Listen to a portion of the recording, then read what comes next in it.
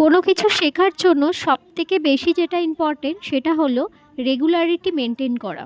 বহু গার্জেন আমার কাছে তাদের সন্তানদের মাসে একটা বা দুটো ক্লাস করে বাদবাকি ক্লাস কামাই করে তারা ভাবে তাদের সন্তান হয়তো নাচ শিখতে পারবে না।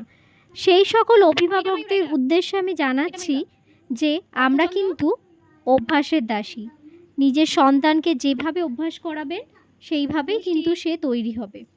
নৃত্যটি একটি সাধনা, তার সাথে ধৈর্যও বটে।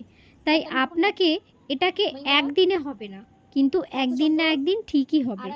ক্লাস রেগুলারিটি মেনটেন করতে হবে। সবথেকে বড় কথা হচ্ছে সপ্তাহে একদিন 1 ঘন্টা বা 2 ঘন্টার ক্লাসের মধ্যে আপনার সন্তান কিন্তু কোনো কিছু শিখে উঠতে পারবে না, যদি না আপনি তাকে বাড়িতে প্র্যাকটিস করানো, অভ্যাস করান।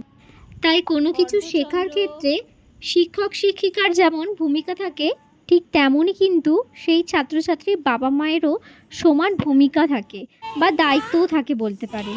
এই ক্লাসটি হচ্ছে আমার ঝাপারডাঙ্গা লাইব্রেরি রুমে জুনিয়র ব্যাচের ক্লাস।